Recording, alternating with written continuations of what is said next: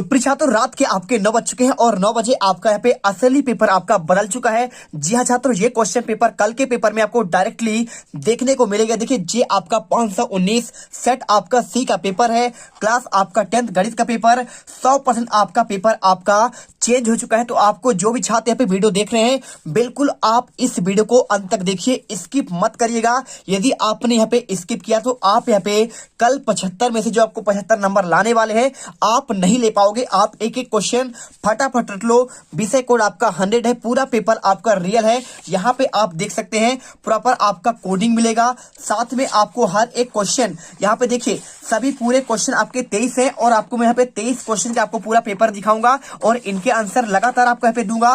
देखिए, आपके पूरे आपके 23 क्वेश्चन, पूरा पेपर आपको मैं A to Z आपको यहाँ पे सोल्यूशन देने वाला हूं। अगर मैं बात करूं, देखिए सबसे पहले आपको मैं ऑब्जेक्टिव का आंसर दे रहा हूं। पहला क्वेश्चन लिखा है, समीकरण निकाय x + 2 + 5 = 0 और -3x - 6y का आपका मान क्या होगा?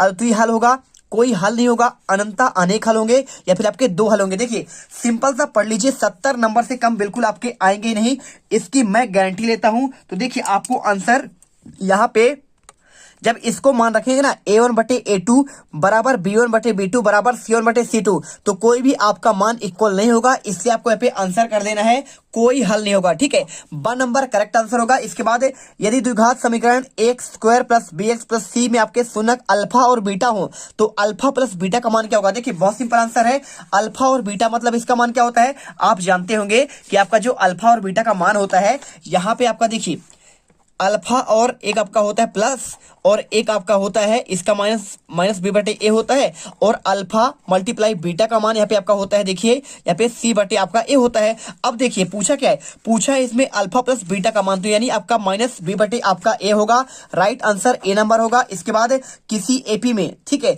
यानी समांतर श्रेणी की बात कर रहा है, d = -4 है, n = 7 है और an = ये है, तो आपका a का मान क्या होगा? ये भी क्वेश्चन बहुत सिंपल है। देखिए, अब आप समांतर श्रेणी का आप एक सूत्र जानते होंगे, समांतर श्रेणी का सूत्र आपका होता है an = a + n - 1 और यहाँ पे d। ठीक है, अब देखिए an का मान तो आपका यहाँ पे दिया हुआ है, an का मान आपका इसमें 4 दिया है, और इसके बाद देखिए यहाँ पे a का मान आपको निकालना है, n का मान आपका यहाँ पे 7 दिया है, देखिए, और 1 आपको कर देना, d का मान दिया है आपको यहाँ पे -4। अब इसे हल कर दीजिए, देखिए यहाँ पे आपका 6 हो जाएगा और आपका ये a -4 बराबर आपका यहाँ पे क्या है? आपका 4 है।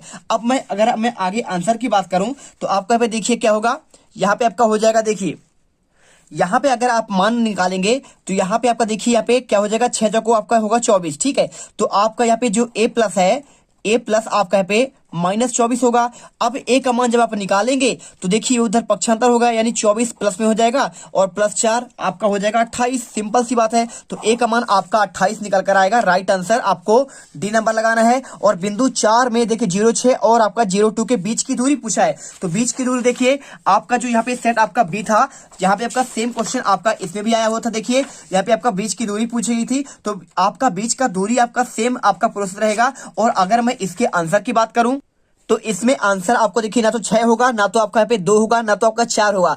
सिंपल सी बात है, इसमें आप जब करेंगे तो यहाँ पे आपका 8 निकल कर आंसर आ जाएगा। राइट आंसर आपको यहाँ पे 8 करेंगे, 8 × 64 आएगा। ठीक है, तो आप यहाँ पे आंसर कर लेंगे और इसके बाद आपका 64 का आपका 8 होगा। और इसके बाद एक क्वेश्चन देखिए, आपका नेक्स्ट क्वेश्चन आपका यहाँ पे दिया हुआ है, पेड़ की छाया, क्या पूछा है? पेड़ की छाया उसकी ऊंचाई के बराबर हो तो सूर्य का उन्नयन कोण क्या होगा? अब देखिए 30 डिग्री लिखा है, 60 डिग्री, 90 डिग्री और आपका यहाँ पे 45 डिग्री। अगर मैं इसके आंसर की बात कर दूं तो आपको देखिए आंसर, जब आपका यहाँ पे दोनों बराबर हो तो दोनों बराबर आपका यहाँ पे होता है 45 डिग्री पर। ठीक है, तो आपका राइट आंसर ना तो 30 होगा, ना तो आपका 60 होगा, ना तो आपका 90 होगा। राइट आंसर आपको 45 डिग्री करना पड़ेगा। एक बिंदु Q से एक वृत्त पर स्पर्श रेखाएं आपका 24 सेंटीमीटर है, तो Q की केंद्र से 25 सेंटीमीटर दूरी पर है, तो वृत्त की त्रिज्या क्या होगी? ये भी क्वेश्चन बहुत आपका सिंपल है।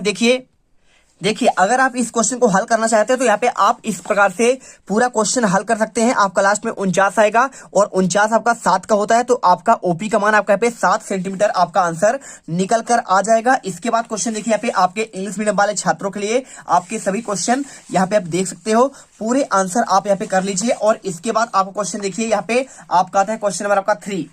ठीक है, तो क्वेश्चन 3 में देखिए आपको यहाँ पे रिक्त स्थान वाले क्वेश्चन करना है।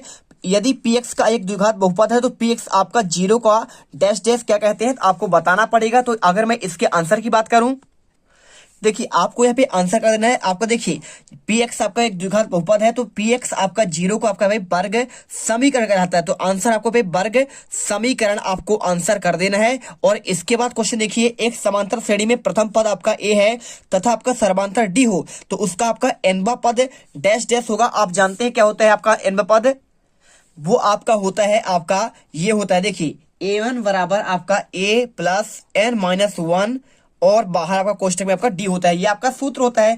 बस आपको इतना ही करना है। इसके बाद क्वेश्चन देखिए आपका पे आता है, यहाँ पे लिखा है तीसरा क्वेश्चन, सभी डैश डैश त्रिभुज आपके क्या है समरूप है। तो देखिए आपका जो क्वेश्चन लिखा गया है यहाँ पे आपका आंसर ही आपका पे सभी त्रिभुज क्या होते हैं आपका समरूप होते हैं। तो आपका आंसर ही आपका पे समरूप होगा।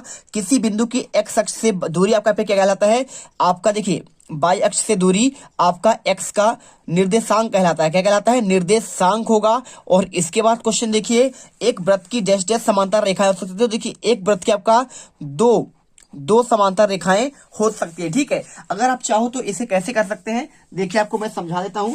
अगर आप इस क्वेश्चन को करना चाहें तो आप यहाँ पे सिंपल सा देखिए, आपका एक वृत्त है और इसे पूछ रहा है कि समांतर कितने आपका हो सकते हैं। देखिए एक आपका ये होगा और एक आपका ये होगा, मतलब आपका या तो जाएगा आपका ऐसे और या तो आपका ऐसे, तो आपका दो ही होगा। तो आपको आंसर यहाँ पे दो समांतर रेखाएं हो सकती है। और कोण थीटा वाले त्रिज्यखंड के क्षेत्रफल का सूत्र क्या होगा, तो थीटा बराबर आपका क्या होगा, देखिए तो आपने सुना होगा, आप जानते भी होंगे यहाँ पे क्या होता है, आपका क्षेत्रफल होता है थीटा बटे आपका 360 डिग्री और 360 डिग्री मल्टीप्लाई आपका होता है आपका यहाँ पे पाई आर स्क्वायर। आपका ये आपका सूत्र हो जाएगा त्रिज्यखंड का आपका क्षेत्रफल का सूत्र। ठीक है, तो आप यहाँ पे आंसर करिए। इसके बाद आपका इंग्लिश वाले छात्रों के लिए